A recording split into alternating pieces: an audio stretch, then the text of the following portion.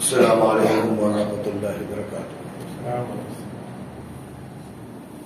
الحمد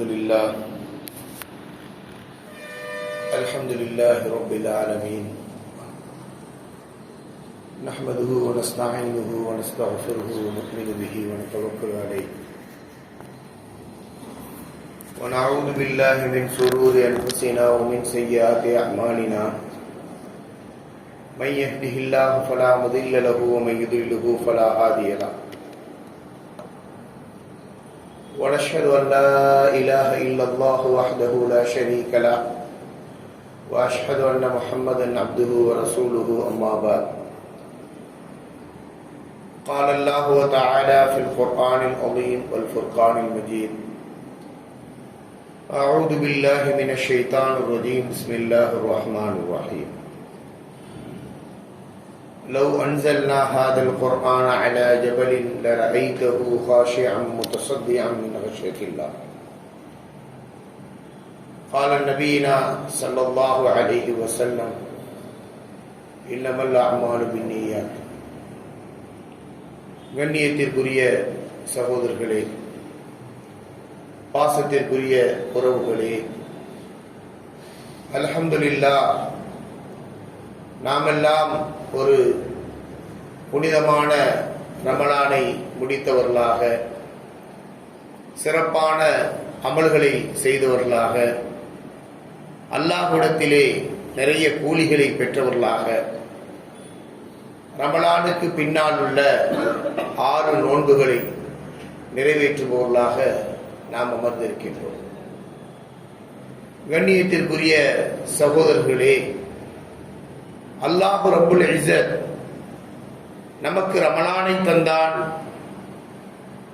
அந்த ரமலானிலே நோன்பை தந்தான், அந்த ரமலானிலே மன்னிப்பை தந்தான், அந்த ரமலானிலே இத்துக்குள் நாரை தந்தான், அந்த ரமலானிலே லைலத்துல் கத்ரை நமக்கு தந்தான், அந்த ரமலானிலே நமக்கு பரக்கத்தை தந்தான், அந்த ரமலானிலே நமக்கு நோய் நிவாரணத்தையும் தந்து ஒரு புதிய குழந்தையாக ரமலானுக்கு பின்னால் நம்மை ஆக்கியிருக்கின்றான் என்றால், இந்த ரமலானுக்கு பின்னால் இந்த அனைத்தையும் விட, எப்பொழுது நான் சொல்லிய இந்த அனைத்தையும் விட மிகவும் முக்கியமான ஒன்றை அல்லாஹ் தந்திருக்கின்றானே, அந்த ஒன்றை பற்றி பிடித்துக் கொள்வதற்காகத்தான் அல்லாஹ் ரப்புல் இஸ்ஸத் இவ்வாறு ஆக்கி இருக்கின்றான். இந்த எல்லாத்தையும் விட, நான் சொன்ன இந்த எல்லாத்தையும் விட ரமலானிலே இன்னொன்றை அல்லாஹ் தந்தான். அது என்ன சொல்லுங்க பார்ப்போம். யார் சொல்லுவா? அல்லாஹ் ரமலான்ல என்ன கொடுத்தான்? மன்னிப்பு தந்தான், ரஹ்மத்தை தந்தான், நரகத்திலிருந்து விடுதலையை தந்தான், லைலத்துல் கத்ரை தந்தான், நோய் நிவாரணத்தை தந்தான், அல்லாஹு தஆலா நோன்பை கொடுத்தான், ஆரோக்கியத்தை கொடுத்தான். இந்த 30 நாட்களிலே இவ்வளவையும் கொடுத்த அல்லாஹ், இவை அனைத்தையும் விட மிகப்பெரிய ஒரு வஸ்துவை அல்லாஹ் ரமலானிலே கொடுத்தானே, அது என்னது சொல்லுங்க? யாருக்கும் தெரியாதா?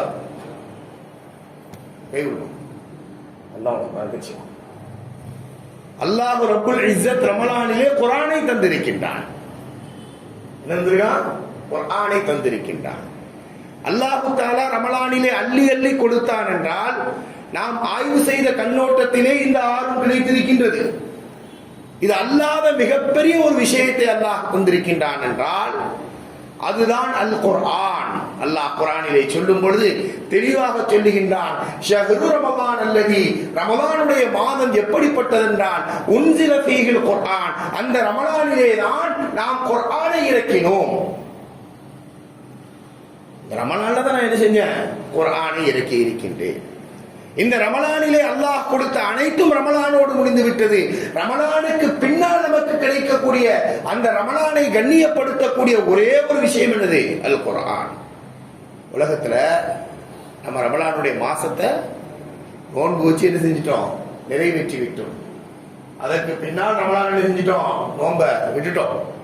நோன்பு அதுக்கு இல்ல கிடையாது. நிறைய பேர் நம்ம நினைச்சிருக்க மாட்டோம், 6 நோன்பு வைத்திருக்க மாட்டோம். அதை போன்று ரமலானிலே என்னவெல்லாம் இருந்ததோ அது எல்லாவற்றையும் ரமலானோடு விட்டுவிட்டோம். ஆனால் ரமலானுக்கு பின்னால் இந்த குர்ஆனை விட்டுவிட்டோம் என்றால் நிச்சயமாக நமக்கு மிகப்பெரிய ஆபத்து காத்திருக்கின்றது. கண்ணியத்திற்குரிய உறவுகள், இன்று நம்முடைய சமூகத்திற்கு ஏற்பட்டிருக்கக்கூடிய அனைத்து ஆபத்துகளும் ஏனென்றால் அல் குர்ஆன் ஷரீஃபை அல்லாஹ் நமக்கு கொடுத்தான், அந்த குர்ஆனை பற்றி பிடிக்காததான் காரணம். எல்லா நேரத்திலும் அல்லாஹ் நிச்சயில குர்ஆனை தந்தன்னு சொல்லல. அல்லாஹு தஆலா குர்ஆனை தந்ததை பற்றி சொல்லும் பொழுது 2 இடங்களை சொல்லுகின்றான். ஒன்று ரமலானிலே கொடுத்தேன், மற்றொன்று லைலத்துல் கத்ரிலே கொடுத்தேன் என்று சொல்லுகின்றான். 2 விஷயங்க. குர்ஆன் இறங்கியதை பற்றி அல்லாஹ் சொல்லும் பொழுது என்ன சொல்றான்? ஒன்னு மாசத்துல சிறந்த மாசத்துல கொடுத்தேன், இன்னொன்று பகலிலே கொடுத்தேனா இரவிலே கொடுத்தேனா? இரவிலே கொடுத்தேன். அடுத்தபடியாக அந்த இரவு எந்த இரவு? லைலத்துல் கத்ருடைய இரவு என்று அல்லாஹ் சொல்லுகின்றான். கண்ணியத்திற்குரிய சகோதரர்களே, இந்த இடத்திலே நாம் விளங்கக்கூடிய விஷயம் என்னவென்றால், அல்லாஹ் ரப்புல் இஸ்ஸத் இந்த ரமலான்ல நமக்கு இவ்வளவு பெரிய குர்ஆனை தந்திருக்கான, இந்த குர்ஆனுக்கு நாம் செய்யக்கூடிய கடமைகள் என்ன செய்யணும்? குர்ஆன் நமக்கு கிடைச்சிருக்கு, இந்த குர்ஆன் அல்லாஹ் நமக்கு தந்திருக்கிறான். இந்த குர்ஆனை போன்ற ஒரு வேதம் உலகத்திலே கிடையாது என்று மார்தட்டி கொள்ளுகின்றோம். எல்லாத்தையுமே என்ன செய்யறோம்? சொல்றோம் குர்ஆன் தான் சிறந்தது. குர்ஆன்ல விஞ்ஞானம் இருக்கு, மருத்துவம் இருக்கு, பொருளாதாரம் இருக்கு, குற்றவியல் இருக்கு, குடும்பவியல் இருக்குது, என்னென்னலாம் என்ன செய்யுது உலகத்துல தேவையோ அது அனைத்தையும் இருக்கின்றது என்று சொல்லுகின்றோம். நம்மளை பார்த்து நாம் ஒரு கேள்வி கேட்கணும், குர்ஆனுக்கும் நமக்கும் என்ன தொடர்பு இருக்கின்றது? நம்மளுடைய மாசத்துல என்ன செஞ்சோம்? குர்ஆன் எல்லாரும் உட்கார்ந்து ஓதணும். எல்லாரும் என்ன செஞ்சாங்க? ஓதுனாங்க. அந்த ஆர்வத்தை பார்த்து விட்டு நாம் போதினோம். பள்ளியிலே முன்சஃபிலே அமர்ந்து கொள்வோம், குர்ஆன் எடுத்து ஓதுவோம். இதற்கு பின்னால் இந்த குர்ஆனுக்கும் நமக்கும் என்ன தொடர்பு? நம்மளை பார்த்து கேட்டிருக்கோமா? இந்த குர்ஆனுக்கும் நமக்கு உள்ள தொடர்பை நாம் புதுப்பித்து இருக்கின்றோமா? அப்ப இந்த ரமலானிலே அல்லாஹ் ரப்புல் இஸ்ஸத் நமக்கு தந்த அருட்கொடைகளிலேயே முக்கியமான அருட்கொடை என்ன என்றால் இந்த குர்ஆன். இந்த குர்ஆனுடைய வாழ்க்கையை நாம் வாழ்ந்தோம் என்றால் உலகத்திலே நமக்கு எந்த பிரச்சனையும் கிடையாது, நிம்மதியா இருக்கலாம். நம்ம யாரும் நம்மளை என்ன செய்ய முடியாது, எதுவுமே செய்ய முடியாத ஒரு சக்தியாக நாம் மாறலாம். இந்த குர்ஆனை இந்த சமூகம் விளங்கல. இந்த குர்ஆனுக்கு என்ன செய்யணும்னு நமக்கு தெரியல. சில பேர் நினைக்கின்றோம் இந்த குர்ஆனை யாருக்காவது வாங்கி கொடுத்தா நமக்கு நிறைய நன்மை நினைக்கிறோம். ஓகே, தப்பு கிடையாது. சில பேர் நினைக்கின்றோம் இந்த குர்ஆனை இப்படி பள்ளியிலே வாங்கி அடுக்கினால் அதுல யாராவது ஓதுவாங்க, அதுக்கு நமக்கு நன்மை அப்படின்னு நினைக்கிறோம். சில பேர் நினைக்கின்றோம் நம்முடைய மகள் அல்லது நம்முடைய தங்கை அல்லது நம்முடைய உறவுக்காரர்கள் கணவனுடைய வீட்டிற்கு செல்லும் பொழுது இந்த குர்ஆனை வாங்கி ஒன்று கொடுத்தா பரக்கத்துன்னு நினைக்கிறோம். அதற்கு மேல் நமக்கு குர்ஆனுக்கும் நமக்கும் என்ன தொடர்பு வைக்க வேண்டும் என்று தெரியவில்லை. குர்ஆனிலே இருக்கக்கூடிய பொக்கிஷத்தையும் சக்தியையும் இழந்து வாழுகின்றோம். அப்படிதானே? 1 கோடி ரூபாய் கையில கொடுத்துறோம், என்ன செய்யணும்னு தெரியல. இப்படி பாக்குறோம், இப்படி எடுக்கிறோம், இங்க தூக்கி இங்க வைக்கிறோம், அங்க தூக்கி. 1 கோடி ரூபாய் என்ன செய்யணும்? ஒரு நல்ல பிளாட் வாங்கணும், ஒரு வியாபாரம் ஆரம்பிக்கலாம், குழந்தைய படிக்க வைக்கலாம். அப்ப அந்த 1 கோடி ரூபாயினுடைய மதிப்பு தெரியாமல் அதை எப்படி பூஜை செய்து கொண்டிருக்கின்றோமோ அதை போன்றுதான் குர்ஆனை பார்க்கிறோம். குர்ஆனுக்கும் நமக்கும் உள்ள தொடர்பு என்ன? குர்ஆன் எவ்வளவு பெரிய பொக்கிஷம், குர்ஆனிலே என்ன இருக்கின்றது, குர்ஆன் எப்படி என்னுடைய வாழ்க்கையை மாற்றும், குர்ஆனை கொண்டு நான் என்ன செய்ய முடியும், குர்ஆன் எனக்கு எவ்வளவு பிரயோஜனத்தை தரும் என்றெல்லாம் குர்ஆனை பற்றிய சிந்தனை நமக்கு கிடையாது. சாதாரணமா பார்க்கிறோம், குர்ஆனை சாதாரணமாக பார்த்து கொண்டிருக்கின்றோம். இதனுடைய சிறப்பு என்ன, சிந்தனை என்ன, இதற்குண்டான தொடர்பு என்ன, இதிலே இருக்கக்கூடிய அற்புதங்கள் என்ன தெரியல நமக்கு. குர்ஆனை ஏதாவது செய்ய முடியுமா? குர்ஆனை மாற்ற முடியுமா? யாராவது மாற்ற முடியாது. குர்ஆன் 1500 வருஷத்துக்கு முன்னாடி வந்ததுங்க. 1500 வருஷத்துக்கு முன்னாடி வாழ்ந்த மக்களுக்கு என்ன உபதேசத்தை செய்கின்றதோ அதை போன்றுதான் என்ன செய்யுது 1100 வருஷத்துக்கு முன்னாடி வந்தவங்களுக்கும் செய்யுது. 700 ஆண்டுகளுக்கு முன்னால் வந்தவர்களுக்கும் செய்கின்றது. 20 வருஷத்துக்கு முன்னாடி இருந்தவங்களுக்கும் செய்யுது. இன்னைக்கு வாழ்ந்துட்டு இருக்கக்கூடிய நமக்கும் செய்து கொண்டிருக்கின்றது. போன ஜெனரேஷனுக்கு என்ன செய்யுது, என்ன வழியை காட்டுதோ அதைத்தான் காட்டுது. ஆனா 1500 ஆண்டுகளுக்கு முன்னால் வாழ்ந்த மக்கள் எப்படி ஒரு வாழ்க்கை திட்டத்தோடு வாழ வேண்டுமோ அந்த ஒரு பழமையான காலத்துல அது அற்புதம் செய்யுது. அதே போன்று இந்த காலத்தில் என்ன செய்யுது, செய்யுது. ஏஐ சொல்லுகின்றது. என்ன சொல்லுது? குர்ஆன் நீ ஒண்ணுமே பண்ண முடியாது. என்னது? ஏஐ சொல்லுது குர்ஆனை ஒண்ணுமே பண்ண முடியாது. ஏன் தெரியுமா? அது பழைய காலத்துல வாழ்றவனுக்கு எப்படி ஒரு விஷயத்தை சொல்லி கொடுக்குதோ, அதனால பழைய காலத்தோட அதை நீ அழிச்சிட முடியாது. இப்ப வாழ்றவன் இப்ப உள்ளவன் பேசுற மாதிரி பேசுது. அப்பா இது பழைய பாட்டு பாடணும் சொல்லுவோம் இல்லையா, இந்த பாட்டை போட்டு நீ உயிர் எடுத்துக்கிட்டு இருக்கிறிய, இது எவ்வளவு அறுக்கும் தெரியுமா? புதுசா நேத்து ஒரு பாட்டு இல்லை, நல்ல பாட்டு, அதை போடுப்பா அப்படின்னு. அதை போன்று குரான் கிடையாது.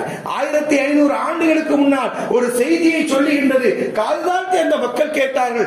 1500 ஆண்டுகளுக்கு பின்னால் ஒரு செய்தியை சொல்லுகின்றது, அங்கே எப்படி மண்டியிட்டு கேட்டார்களோ அதை போன்றுதான் இன்று வாழக்கூடியவர்கள் கேட்கிறாங்க. என்ன உலகத்துல ஏதாவது ஒரு புத்தகத்துக்கு நீங்க சொல்ல முடியுமா? நல்லா யோசிச்சு பாருங்க. உலகத்துல ஒரு புத்தகத்தை 1000 பழைய புத்தகத்துக்கு போடு அப்படின்றான், போர் அடிக்குதுன்றான். போர் அடிக்குதுமா, நம்மளை பத்தி கிண்டல் பண்றதுக்கு என்ன சொல்லுவான், கண்ணி டிவி மாதிரி போய்கிட்டே இருக்கு பாரு உங்க கதை அப்படின்னு சொல்றாங்களா இல்லையா? அப்ப அந்த ஒரு சக்தி அல்லாஹ் தஆலா குர்ஆன்ல கொடுத்திருக்கிறான். 1500 ஆண்டுகளுக்கு முன்னாடி யாரோ ஒரு வயசானவர் என்ன செஞ்சாரு, சூரத்துல் ஃபாத்திஹாவை ஓதினார். அல்ஹம்துலில்லாஹி ரப்பில் ஆலமீன் என்ன செய்தாரு, அழகான குரல்ல ஓதினாரு. அங்குள்ள மக்கள் அதை ரசித்து கேட்டார்கள். இன்று அப்துல் ரஹ்மான் சுதைசி ஓதுகின்றார், ஹுதைஃபி ஓதுகின்றார், அப்துல்லா ஜுஹைனி ஓதுகின்றார். அதை நம்ம ரசிச்சு கேட்கிறோம். யாருக்காக உண்டா? நல்ல யோசனை சிந்தித்து பாருங்கள். ஒரு பைபிளுடைய வசனங்களை எடுத்து ஓதி பாருங்கள், ஒரு தோஹாவினுடைய வசனங்களை எடுத்து ஓதி பாருங்கள். யூடியூப்ல நிறைய வருது, இது தோஹாவுடைய வசனம், நான் ஓதுறேன் பாருங்க கேளுங்க அப்படின்னு சொல்லி ஒருத்தர் ஓதுறாரு.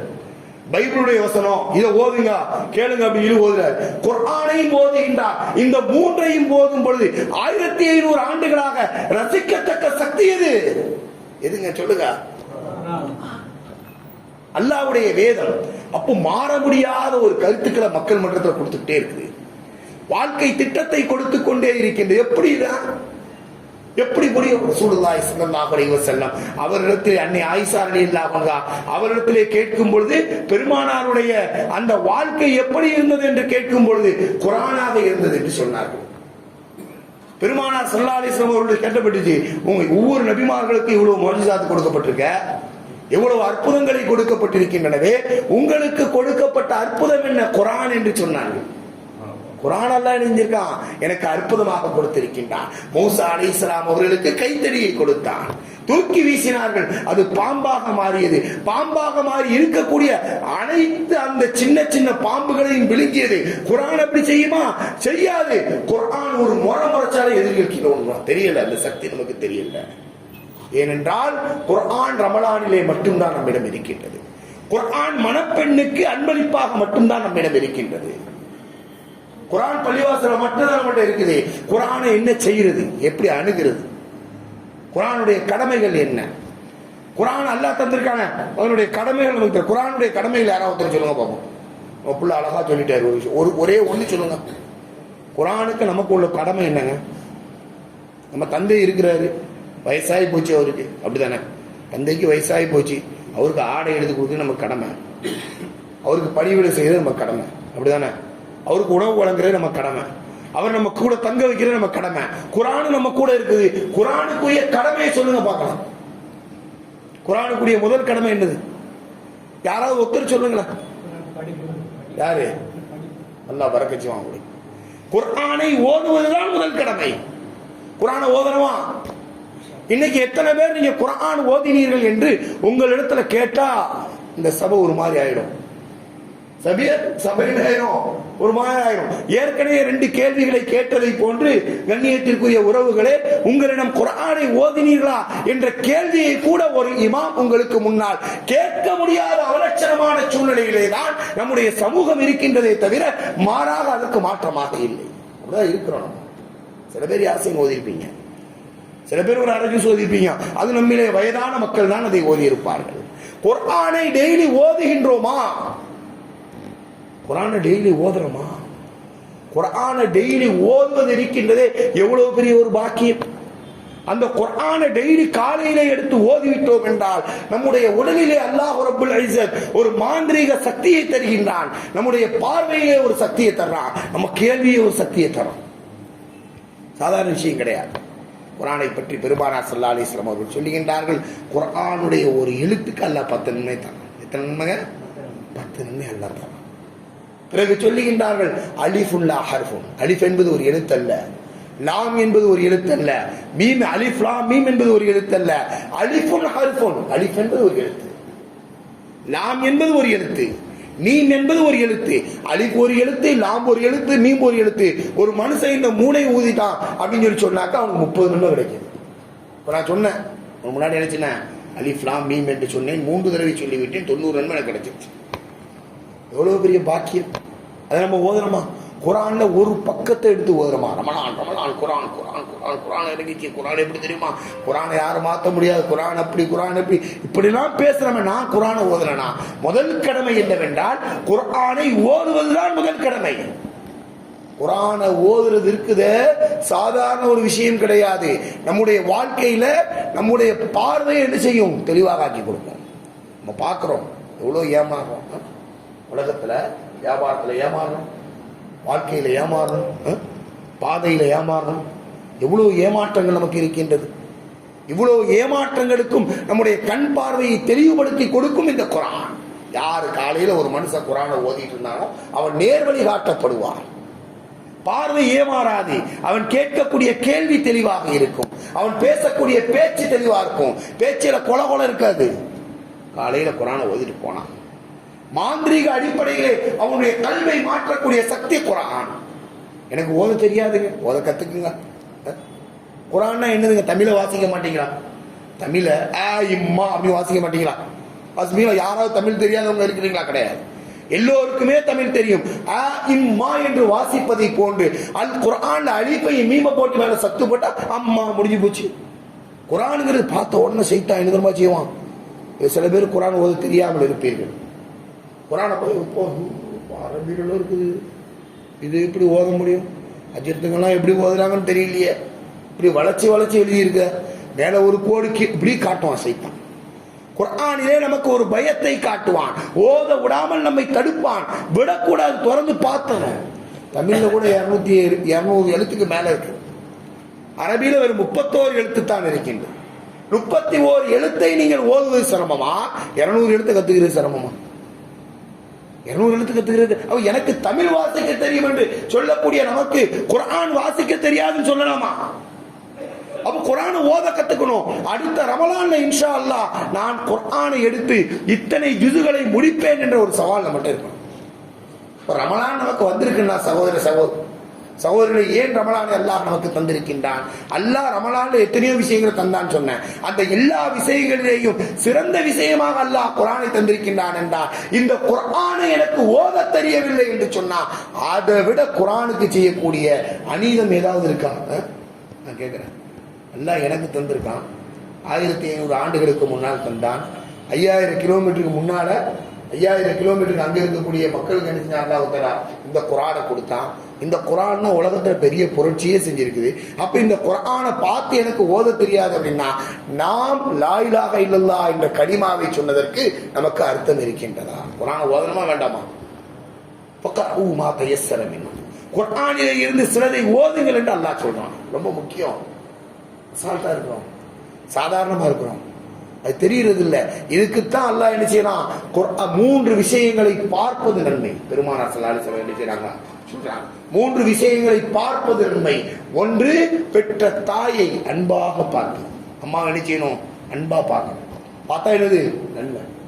அம்மாவை அன்பா பார்த்தா நன்மை, குறைச்சு பார்த்தா நன்மை கிடையாது. அன்பாக பார்த்தா நன்மை. இரண்டாவதாக ஹரம் ஷரீஃபை, காபாவை என்ன செய்யறோம்? பார்க்கணும். காபாவுடைய திரைகளை பார்க்கணும். ஹரம்ல தவாப் செய்யும் போது காபா அப்படியே பார்த்துக்கிட்டே என்ன செய்யறோம்? தவாப் செய்கின்றோம். இதற்கு பெருமானார் நன்மை என்று சொல்லுகின்றார்கள். மூன்றாவதாக குர்ஆனுடைய எழுத்தை பார்த்தால் நன்மை. ஏன்? ஓத கத்துக்கிட்டு இருக்கோம் தெரியுமா? அந்த நேரத்தில் கூட குர்ஆனுடைய தொடர்பு மட்டும் விட்டு போயிடக்கூடாது. குர்ஆனை பார்க்காம இருந்துடக்கூடாது. ஓத தெரியலையா? முதல்ல ஓத கத்துக்கிட்டே இருக்கணும். எவ்வளவு பெரிய ஆளாலும் கத்துக்கலாம். 63 வயதிலே குர்ஆனை மனப்பாடம் செய்தவர்கள் எல்லாம் இருக்கின்றார்கள். முடியாம வயசான ஆட்கள் ஒரு ஆள் தோல்ல கையை போட்டு இப்படியே நடந்து நடந்து மனப்பாடம் செய்தவர்கள் எல்லாம் இருக்கின்றார்கள். ஓத தெரியாது என்று யாரும் சொல்ல முடியாது. ஓதக்கூடிய நேரத்திலே, கற்றுக்கொள்ளக்கூடிய நேரத்திலே அந்த குர்ஆன் ஷரீஃபை பார்க்கிறது நன்மை. உலகத்துல எதையாவது பார்க்கிற நன்மை இருக்கா? குர்ஆனை பார்க்கிறது. ஏன்? குர்ஆனுடைய ஆற்றல் நமக்கு வேண்டும். குர்ஆனை பார்க்கிறோம், அதுல நன்மை கிடைக்குது. குர்ஆனை கேட்கின்றோம், சிமாவுல் குர்ஆன். குஃபார்களுக்கு எதிர கோபம் வந்துச்சு, காபிர்களுக்கு எதிர கோபம் வந்துச்சு. ஏன் குர்ஆனை போட்டு எரிக்கிறான்? குர்ஆனை ஏன் எரிக்கிறான்? குர்ஆனை ஏன் தடை செய்யன்னு சொன்னான்? எவ்வளவு விஷயங்கள் நடந்து கொண்டிருக்கின்றது. வக்ஃபு வாரிய திருத்த சட்டம் முந்தானத்து 2 மணிக்கு எல்லாம் முடிஞ்சு போச்சு. மேல் சபை கீழ் சபை எல்லாத்துலயும் முடிஞ்சிருச்சு. ஒவ்வொரு பள்ளிகளாக இடிக்கப்படுகின்றது.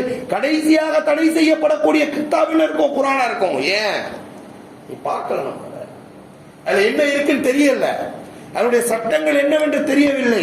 இந்த குர்ஆன் உலகம் முழுவதும் குர்ஆனை கொண்டு சேர்த்தது. இந்த குர்ஆன் உலகம் முழுவதும் ஈமானை கொண்டு சேர்த்தது. இந்த குர்ஆன் உலகம் முழுவதும் மக்கள் அடிமையாக இருந்த அடிமைத்தலையை உடைத்தெரித்தது. ஆனா நீங்க நம்ம அடிமை ஆகிட்டே இருக்கோம் ஒவ்வொரு நாள். இந்தியாவில் தெரியுதா இருக்காது? தெரியல.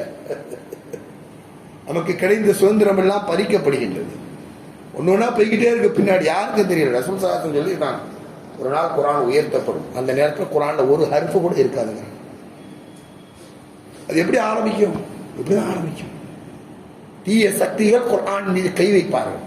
குர்ஆனை மாத்தி விளக்கம் சொல்ற ஒரு கேடுகட்ட கூட்டம் நம் சமூகத்திலே அலைகின்றது. குர்ஆனிலே எதையாவது சேர்க்க முடியாத முயற்சி செய்து பெரிய பெரிய மினிஸ்ட்ரிலாம் வேலை செஞ்சுட்டு இருக்கிறான். குர்ஆனை தடை செய்வதற்கு ரஷ்யால குர்ஆனை ஓத முடியுமா? ஒரு காலத்துல ஓத முடியாது.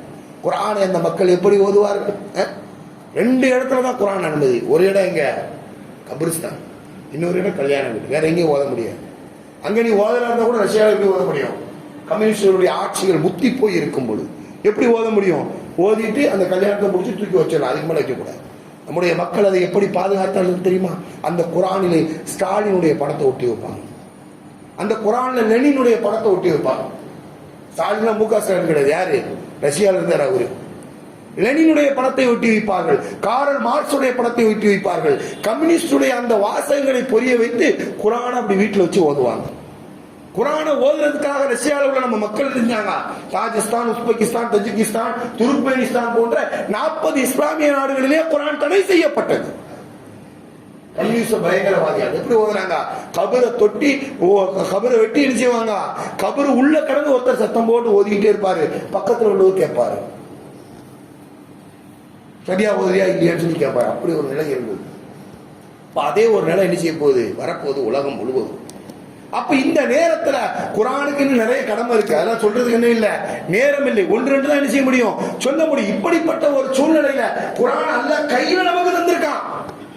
24 மணி நேரத்துல ஒரு அரை மணி நேரம் குர்ஆனை நான் ஓத மாட்டேன் என்று முரண்டு முடித்துக் கொண்டு அல்லாஹ்வுடைய எல்லா அற்புதங்களும் எனக்கு வேண்டும் என்று கங்கணம் கட்டி கொண்டிருந்தால் எப்படி கிடைக்கும்? குர்ஆன் மாந்திரீக அடிப்படையில் புரட்சி செய்தா இல்லையா? நமக்கு நேர்வழி காட்டுதா இல்லையா? நம்முடைய கண்களை திறக்குதா இல்லையா? ஏன் நம்ம அறிவுக்கு அது ஒத்து போகவில்லை? ஏன் நம்ம ஓத மாட்டிருக்கோம்? ஒரு பக்கத்தை எடுத்து ஓதுவதற்கு வலிக்கின்றது. ரமலான் வந்தால் தான் குர்ஆன் நம்ம கண்ணுக்கு தெரியுதுன்னா நமக்கு எப்படி இடிகாலம் பிறக்கும்? கண்ணியத்துக்கு ஒரு குர்ஆனை ஓதணும். காலையில எந்திரிச்சவன எல்லாத்தையும் எழுப்பி விடணும். தூங்குறவனை பெட்ஷீட்டை போட்டு மூடி தூங்க வைக்க கூடாது. அனைவரும் ஃபஜ்ருடைய தொழுகைக்கு ஜமாத்தோடு வர வேண்டும். அங்க தொழுவதற்கு பின்னாடி பள்ளியிலே அமர்ந்து ஒவ்வொரு நாளும் சூரத்துல் யாசீனை நம்முடைய குழந்தைகள் ஓதவில்லை என்றால் ஏன் ஓதவில்லை என்று கேட்க வேண்டும். நம்முடைய மனைவி ஓதலனா ஏன் ஓதலன்னு கேட்கணும். நம்முடைய மக்கள் ஓதலனா எதுக்காக ஓதாம போறீங்க என்று கேட்க வேண்டும். அப்படி கேட்டு குர்ஆனை ஓதக்கூடிய வீடாக மாற்றணும். குர்ஆனுடைய அந்த ரெக்கார்டை போடணும். வீட்டில் குர்ஆனுடைய ரெக்கார்டை போடணும். சூரத்துல் யாசீனை ஆன் பண்ணி விடணும். சூரத்துல் வாக்கியா போட்டு எவ்வளவு கேட்கணும். வீட்டுல எவ்வளவு பாடல்களை கேட்கின்றோம். கண்ணியத்திற்குரிய சகோதரர்களே, நீங்க எவ்வளவோ கேட்கறீங்க, என்னென்னமோ கேட்கறீங்க. குர்ஆனை எவ்வளவு கேட்டிருக்கீங்க? யூடியூப்ல குர்ஆனை போட்டு எவ்வளவு கேட்டிருக்கோம். குர்ஆனுடைய சிந்தனை வந்திருக்கா நம்மளுக்கு? இவ்வளவு பிரச்சனையை நம்ம சொல்லிக்கிட்டே இருக்கிறோம். எல்லா பிரச்சனைக்கும் அல்லாஹ் மருந்து என்று சொல்லுகின்றான். அப்ப இதை நம்ம கேட்டிருக்கோமா? வீட்டில் இது ஒளித்திருக்கின்றதா? இதை பார்த்திருக்கின்றோமா? முதல் கடமை குர்ஆனை ஓதுவது, அதை கேட்பது, அதை பார்ப்பது. இந்த 3 விஷயம் ரொம்ப ஈஸி. யாருமே முடியாதுன்னு சொல்ல முடியாது. எங்க நான் கண்ணு குருடா போயிட்டேன், கேட்கலாம் இல்லையா? எனக்கு ஓதவே தெரியாது, கேட்கணும், பார்க்கலாம். அப்ப அது செய்யணுமா வேண்டாமா? அப்ப இன்னையில இருந்து நம்ம எல்லாரும் செய்யலாமா?